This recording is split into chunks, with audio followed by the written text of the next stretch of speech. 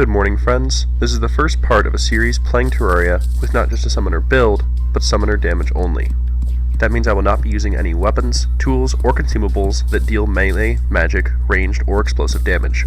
I am limited to only weapons or tools that deal summoner type damage. The only other stipulation on this challenge is I will not be using any glitches or exploits such as item duplication or hoiks to make my life any easier. I'm playing on Master Mode with a softcore character on a large world. As you may have seen, I've already failed the challenge by hitting this slime multiple times with my axe. Situations like this will be common, so rather than resetting the run every time I hit a worm with a pickaxe while mining, I'll just be trying my best to avoid hitting enemies with tools. It'll never be my intention to use harvesting tools to my advantage in combat. My goal in this video will be to beat the Queen Bee, who resides in the jungle, to obtain the best pre-hard mode set of summoner armor, the aptly named Bee armor. My other armor set option for beating the Wall of Flesh is the Obsidian armor, which boasts 8% higher minion damage than the Bee set. However, this is at the cost of one of the two bonus minions the Bee armor provides. With intros out of the way, my first objective will be gathering materials for my journey, as well as finding a deep cave to collect chest loot. This means gathering wood, building a house, and then going off to find a cave. I start by heading west and find paired living wood trees. In this chest, I find a wooden boomerang, which I throw directly in the trash. In order to start dealing summoner damage, I will need to farm slimes using traps I find in caves in order to get... the Finch Staff. Okay, confession time. The last time I did a summoner build was in 1.2 when the class was introduced, and when I recorded the first part of this video, I hadn't started any research on what is available in 1.4, so I got pretty lucky finding this so soon. That said, a single Finch in Master Mode does very little damage, so I'm going to need to upgrade as soon as possible. Moving on, I quickly find Corruption. I chose Corruption when generating the world, mostly because I prefer fighting the Eater of Worlds over the Brain of Cthulhu. The Worm Scarf will certainly be helpful as well, as it reduces incoming damage by 17%. I'm not very interested in any of the underground loot from either the Corruption or the Crimson, though the Band of Star Power could potentially be helpful. As soon as I arrive, I quickly perish, so I head east for greener pastures. I jump into a cave and find another chest. The boomerang continues to be trash, though I do find 2 herb bags which could prove very helpful. This cave quickly dead ends, and I decide to wait out the night by digging a basement for all the garbage I've picked up. Once I'm satisfied, I spend the rest of the night showing off the extreme damage of my tiny pigeon, and by extreme, I of course mean extremely worthless.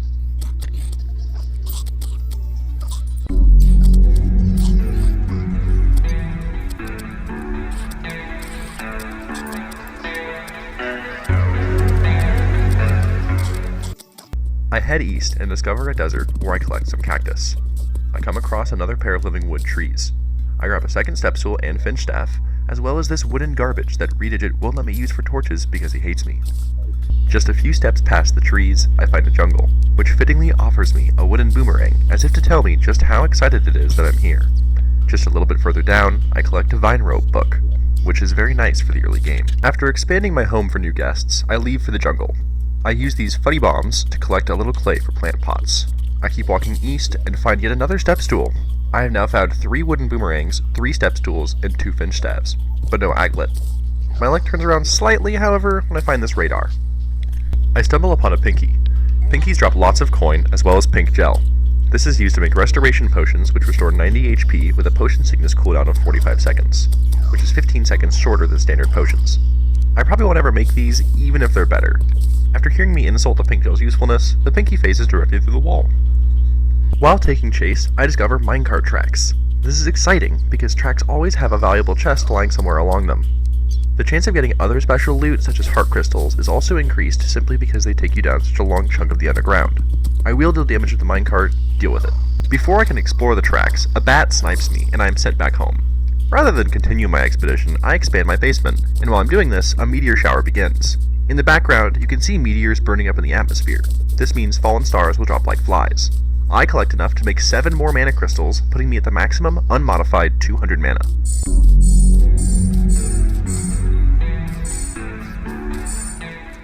I return to the jungle cave where the bat that mugged me is still holding onto my wallet. I nicely ask for it back, and he complies.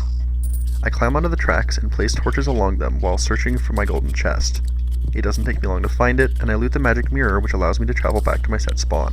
On the other half of the tracks, I spot a water chest, a life crystal, a water chest containing a flipper and my first pet, and a mahogany chest with a worthless mace. I unexplainably head home with my magic mirror to collect more clay for plant pots. After miscounting, I make a lopsided garden and move on. After reviewing my options, I realize two things. 1. I will have to dig my own deep cave.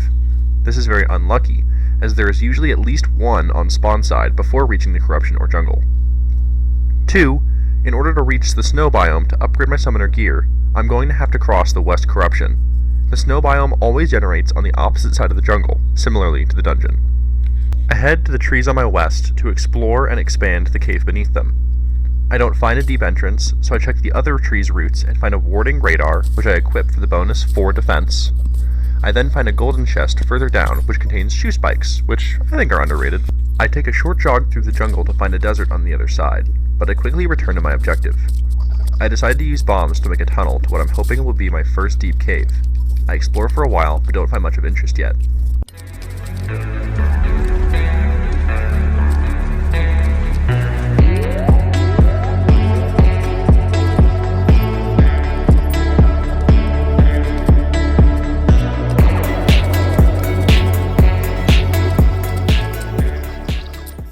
ADHD brain demands I return to the jungle yet again to collect the chest and life crystal I missed before. Once this is done, I mirror back to discover a slime rain has begun. This is bad. After clearing 150 slimes, the king wakes. Without any arena, movement gear, or hope, I fight in futility. My strategy is to just keep moving to the east, and if I get a chance, head back west.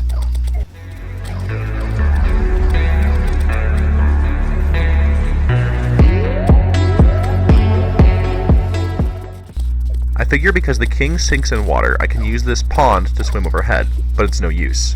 I get blocked by the spiked slimes, so I turn tail with just a sliver of health. I try to keep moving, but the king is too fast, and I end my first boss fight in failure. Head hung in shame, I return to the tunnel I've been digging, and after a few more bombs, I finally discover it, a deep cave. Now we're looking for loot. We quickly find a life crystal, then another, and we get an extractinator, which we can use to farm rare gems and collect unnatural ores for potions like iron and gold. We will now be looking for silt and slush. I find an undead miner. These can drop the miner's set. If you equip the mining helmet, shirt, and pants, you get a huge boost to mining speed. Just below, I also get another life crystal. I stumble upon a granite biome and begin lighting it up. The granite golem and elemental can drop geodes and the night vision helmet, which when combined with the mining helmet, you can make the ultra bright helmet. This upgraded mining helmet counts towards the miner's set bonus. I find another undead miner, but no dice yet again. I travel down some more minecart tracks to find a golden chest, a life crystal, and I discover my first glowing mushroom biome. I collect the life crystal and steal some pants from a skeleton. I then grab the Hermes boots. These boots are a huge find, increasing my movement speed by 40% after running for a short time. Just up above, I get the cloud in a bottle, which offers me a double jump. Combined, these two accessories will jumpstart my dive into the snow biome. I explore the minecart tracks above me and grab a second mace. I then head back to the surface to craft myself the platinum pickaxe, a long overdue upgrade from the copper pickaxe. Our second objective towards our goal is complete. In our deep cave, we obtained the essentials for progress: the Hermes boots, a cloud in a bottle, and more life crystals. Our next objective is 14 flinx fur, 6 for the flinx staff, and 8 for the flinx fur coat. I head west towards winter. After many embarrassing failed attempts without the proper gear, I finally make it all the way through the corruption for the first time, landing directly in the snow biome and spelunking down to the ice caves. Not too far into my expedition, I collect an ice boomerang, which is equally as worthless as the wooden boomerang. I also grab the ice skates, which are essentially only useful as a tinkering item later. I find my first snow flinx, which nets me 3 fur. Flinx can drop 1 to 3 fur at a time. I also grab a life crystal, putting me at 240 out of 400 max HP. I'm now at 4 fur. I then get a snowball cannon and a blizzard in a bottle. The blizzard in a bottle will give me a third jump. 5 fur, 8 fur, 10 fur, and a green fairy appears. These little underground fairies always lead you to the most valuable treasure near you. 12 fur, 13 fur, and while chasing this fairy, I find a spider cave. This is invaluable, as it will help me greatly when I enter hard mode. The fairy led me to a second blizzard in a bottle. I pause on my adventuring to build a gem tree arboretum, though I'm only planting diamond trees for now. After a lot of farming, I'm finally able to get my first new summoner tool, the flinx staff. With better AI and higher DPS, the flinx will be of great use. I also purchased the stopwatch for the traveling merchant. I then realized I was missing one fur, so I run back to the ice caves, quickly kill a Flinx, head home, and finally craft the Flinx fur coat. To celebrate, I remove the creeper costume. Our next objective is to collect shadow scales to acquire obsidian armor and the nightmare pickaxe for Hellstone. This means killing the Eater of Worlds, and I will also clean up the King Slime and the Eye of Cthulhu. I begin to collect lots of wood to begin building arenas for upcoming boss fights. As someone who has dumped 1200 hours into this game, I can confidently say there's no potentially greater arena style than several layers of wooden platforms. As the night begins, I feel an evil presence watching me. This means, of course, that the Eye of Cthulhu will spawn tonight and ruin my day. I rush to get any semblance of an arena ready before this happens. After just starting on the second layer, the Eye spawns. Nothing particularly exciting happens during this fight, but I do realize I will need something to give me an extra edge if I want any hope of winning. After that event, I head to the Corruption, light it up, and begin building my arena for the Eater of Worlds. After placing down one measly platform to get an idea of the fight, I go for an attempt. It doesn't go well. I take a break and go west. I collect multiple chests from these living wood trees, but I acquire nothing of interest. At this point, I have collected all useful loot from surface chests, aside from the occasional herb bag, caniforms, or potion. On top of the living wood tree, some sleuthing discovers my first floating island. Chests on floating islands can contain 4 primary items: the Star Fury, the shiny red balloon, the lucky horseshoe, and the celestial magnet. I got the worst one. I head to the ocean to loot the water chests looking for the water walking boots, but I only find 2 flippers and a breathing reed. No luck. I do, however, talk to the angler here. So, after forgetting to hit record, I drew up a detailed diagram describing myself losing 2 more times to the Eater of Worlds, defeating the goblin army with minimal issue, and I also built some more housing. I head east to grab any water chests from the ocean there, but only get an inner tube. I also collect lots of coral along here. I expand my basement to include more chests and plant pots before going to expand my woefully unprepared corruption arena. I attempt to fight the Eater again, but there's just something missing from my kit to allow me to progress. I'm missing a whip. Whips swing like melee weapons with good range, deal summon type damage, and deal summon tag damage. Summon tag damage is what's most important, adding a certain damage value, 4 in the leather whip's case, to each hit the summons deal to the tagged creature. Some whips, like the Snapthorn, have secondary effects like poison. Go waste some time in the caverns, grabbing silt, collecting ore, looting a very fashionable hat, collecting more life crystals, and getting more chests. At this point, I've collected any useful primary items from underground and cavern chests. The exception being the lava charm, which only spawns in cavern chests at the level where lava spawns naturally. Very soon after my last encounter with the Eye, I am beckoned once again to battle. I head west to the Eater's arena, where I begin my first boss battle with the Whip. One issue the Whip solves in this fight are the servants of Cthulhu who spawn periodically in the first phase, and burst out of the Eye at the start of the second phase. Being able to kill them quickly allows the summons to focus more damage on the Eye throughout the first phase. The Whip's tag damage is also absolutely invaluable during this fight. The Flinxes are now dealing an average of 13 damage per hit, whereas before they were dealing a measly 2 to 3 damage per hit. The much larger arena, combined with my use of potions and generally improved movement during the fight, also contribute greatly to my chances of winning here. And, just near the end of the fight, a fallen star comes down and deals 920 damage in a single strike, all but cementing victory against my first boss. For my victory, I receive 0x33's Aviators, the treasure bag, and the Eye of Cthulhu relic. Opening the bag, I receive 53 Demonite ore, 3 corruption seeds, and the Shield of Cthulhu. The Shield of Cthulhu is one of my favorite movement items in the game. However, it deals melee damage, and I will not be using it in order to avoid dealing collateral damage. I go ahead and craft the Fissure of Souls, which is likely the best rod I'll obtain for a long while. I put away the relic for now, planning on making a nice home for these later. I then drop down into my tunnel and begin digging straight down. I quickly get distracted, however, and go caving. I'm glad I did this, because I luckily find the Goblin Tinkerer. The Goblin Tinkerer sells me his workshop, which allows me to make powerful accessory combinations. I drop into the underground desert and loot the Dune Rider boots and the Bass statue. Other useful items from these chests include the ancient chisel, the magic conch, potentially the snake charmer's flute. There are also a lot of good weapons in these chests, though they obviously can't be used here.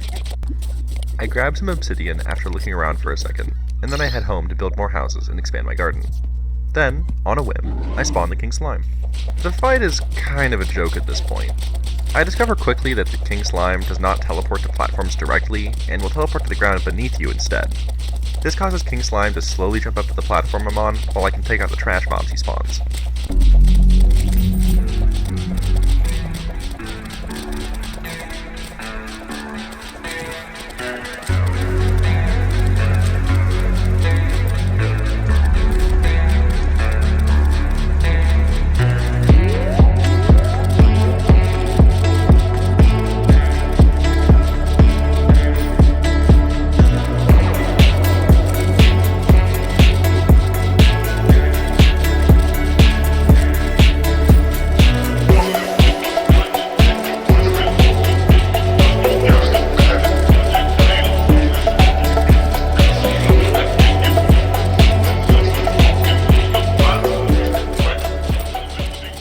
I really have nothing else to say about this fight. He goes down no problem. I acquire the relic, the royal delight, and the treasure bag. Notably, I obtain the slime hook, which is my first, and the slimy saddle. The slime hook has the same reach and higher velocity as the base hook, plus it can send out 3 hooks at once. The slimy saddle is a slow-moving mount with incredible jump height. It also bounces off of enemies and destructible projectiles. I also get the expert mode drop, the royal gel, which makes slimes docile. It's pretty bad, and relatively disappointing in my opinion. I buy the paint sprayer from the traveling merchant. I go ahead and grab the rocket boots from the goblin tinkerer before running off to the jungle. While here, I get the feral claws and the anklet of wind. I head home to respond to the slime rain. I embarrassingly die to the king slime, but managed to kill an additional 150 slimes to spawn a second one, killing it soundly. I didn't even know you could attempt the king slime more than once in the slime rain. Back in the jungle, I find the climbing claws. This accessory does the same thing as the shoe spikes and is a companion to them. Up above, I find a mystic frog, but at the time I blanked on its purpose and failed to catch it with my bug net. I will be back for this little guy. I find Dr. Bones, who has an incredible 1500 HP, up from 500 in normal mode. I thought at first it was a regular zombie, before realizing how long it was taking to die. Just goes to show how absurd Master Mode can be at times. I go ahead and grab some honey blocks while I'm here. I hear you asking, why are you here, anyway? Well, I need to collect 15 stingers, 12 jungle spores, and 3 vines to upgrade my whip to the snapthorn. I'm also passively looking for a beehive. Stingers are dropped by hornets, vines are dropped by man-eaters, and jungle spores are harvested from these glowing flowers in the underground jungle. I get a heart statue from this structure. When powered, these statues drop 20 HP heart pickups. After getting everything I need, I head back up to craft snapthorn. Before I can do this, though, this squirrel gets absolutely shredded by a fallen star. Snapthorn deals 4 additional summon damage, 2 additional summon tag damage, and can inflict the poison debuff on enemies and bosses. The traveling merchant arrives and sells me the lifeform analyzer. This is a very useful informational accessory that tells us when rare enemies are nearby. I head west for the Eater of Worlds. Right at the start of the fight, I'm able to deal lots of burst damage by targeting the spawn point of the Eater. After getting into position, I deal about 3000 damage before moving away. For buffs, I'm using the Bast statue and campfires for furniture, Iron Skin, Regen, Swiftness, and Pumpkin Pie for potions. For weapons, I have the Flink Staff and the Snapthorn. Many times I considered switching to the Finch Staff for more coverage, but I never ended up trying it. My strategy here is to stay above the Eater and swipe away as many projectiles as I can with the Snapthorn, while trying to poison as many segments as possible as well. It's chip damage, but it all counts.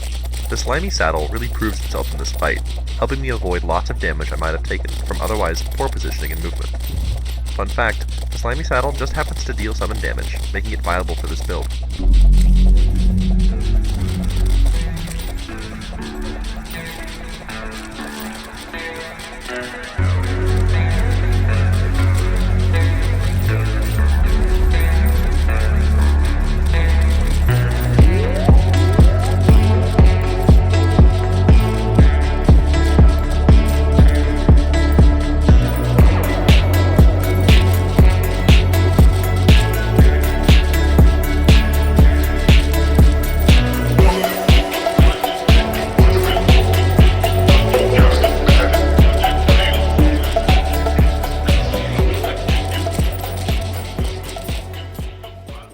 After a relatively lengthy fight, I receive 14 Shadow Scales and 38 Demonite Ore just from destroying segments. The treasure bag gives me an additional 119 Ore and 46 Shadow Scales, as well as the Worm Scarf, which decreases all damage received by 17%. I might never take the scarf off. I craft the Nightmare Pickaxe and head down my tunnel with my head screwed towards the underworld, and, with very little distraction, it takes me over 20 minutes to dig all the way down there. While down here, I go straight for the Hellforge, an upgraded furnace that will bring me into early hard mode. I go ahead and collect what remaining obsidian I need in order to craft the obsidian armor. As I mentioned at the start of the video, the obsidian armor isn't as good as the bee armor, but it'll help me out in the bee's fight. With the obsidian armor and the Nightmare Pickaxe in hand, my next objective is clear: the Queen Bee. There are some things here and there I want to clean up before getting to her, but we are certainly closing in on our first goal. I head down to the underworld to spot some shadow chests. Look for Fire Blossom, even though it only blooms in the evening and it's 5:30 in the morning, and break lots of pots. While I'm flying through, I find the Tavern Keep, who randomly spawns in the underground after defeating the evil biome's boss, in my case, the Eater of Worlds. While digging out a nice space for the Dungeon Defenders crossover content, a Blood Moon starts. In pre-hard mode, without fishing, the Blood Moon only offers me the Shark Tooth Necklace from Blood Zombies and the Money Trough from Dripleys. After mulling over my options for a bit, I purchase the Lightning Aura Rod. It sets up a small zone that rapidly deals a low amount of damage. Afterwards, I head back to the underworld for evening Fire Blossom cleanup. While here, I die, and lose almost every piece of coin I have saved up for the entire playthrough, which happens to be just under 100 gold. Normally, I would swing back around and collect it, but I died above lava, which means they're gone forever. Now that I'm back to being poor, I go ahead and start the DD2 crossover event, which I'll refer to as Ethereum from now on. Ethereum occurs in multiple waves, with roughly equal amounts of enemies coming at you from the east and west. My strategy here will be to place an equal number of lightning auras on both sides, send my flanks to one side, and I guard the other with Snapthorn. Occasionally, I'll move to check on the portal to make sure it's okay. Everything goes as expected until Wave 4, when the Etherean Wyverns start spawning. I underestimated how tanky they would be, and although I was able to make it through Wave 4, I get defeated in Wave 5, shortly after the Dark Mage spawns. To correct for this, I purchased the Ballista Rod. The Ballista will target individual enemies and deal high burst damage at a slow speed. I get back to Wave 4 and make sure I've placed plenty of these around the crystal to help protect from wyverns. My strategy works like a charm, and once the Dark Mage spawns in Wave 5, I focus it entirely and burst it down. My rewards are perfect. I get the Dark Tome, which is a gimmicky flight mount. I get the War Table, which allows me to summon one extra sentry until death, and I get the Squire's Shield, which grants a bonus sentry as well, but also increases summon damage by 10%. I then spend a fair amount of time greatly expanding my home base. My goal here is to have a spawn point that allows me to activate permanent buffs, such as the War Table, as well as be able to go through my chests without any enemies trying to break down my doors. My solution is simple. Because enemies do not spawn in front of background walls placed by the player, I just make long hallways on either side of my fortress, and I fill them with these walls. After some more fruitless exploring in the underground desert, I go build an arena for Skeletron. I'm able to break both hands, but it's clear that I'm not prepared for this fight. After my failure, I head for the jungle, beginning my search for a beehive. After more exploring here than I personally care for, I eventually stumble upon a hive. I crack it open and light up the area, being careful as to not break the fragile larva. I clear out a fair amount of mud here in order to build my arena. I carefully break a few hive blocks to make a honey puddle. Taking a dip in liquid honey grants HP regeneration.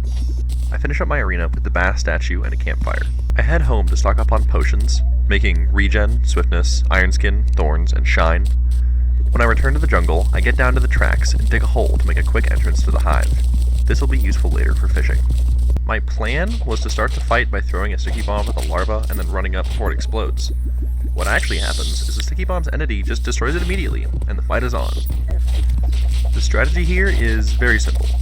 Dodge the bees and stingers by walking back and forth, and when she charges, use my grappling hook to jump above her. I've got my Snapthorn, Ballistas, and my Flinxes for damage.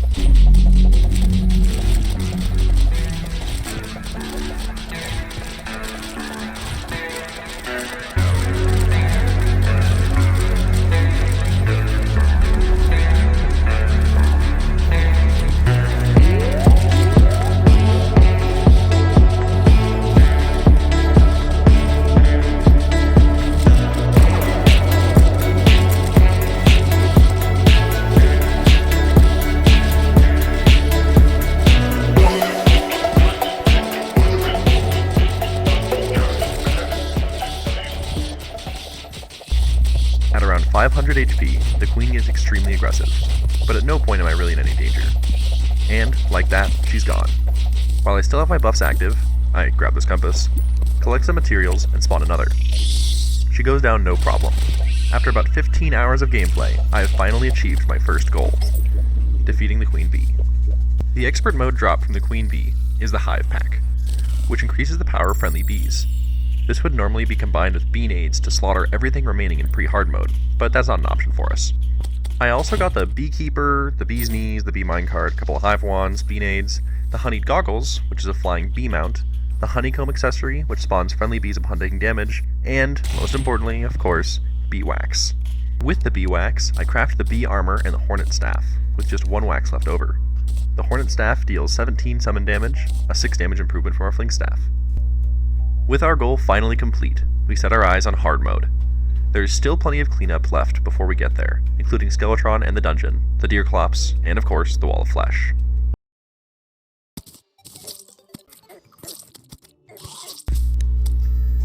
I begin to collect lots of wood to build begin arenas.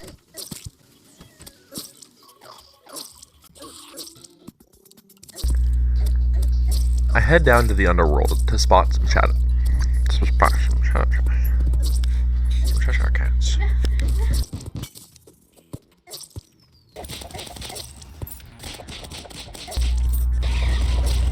After getting everything I need, I head back up to craft Snifter.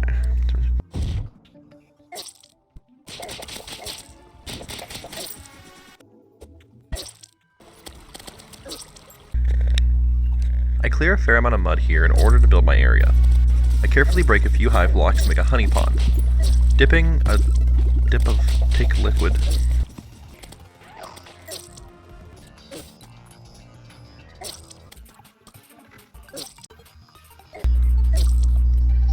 I then realized I was missing 1 fur, so I run back to the ice caves, quickly kill a flinx. No. That was bad.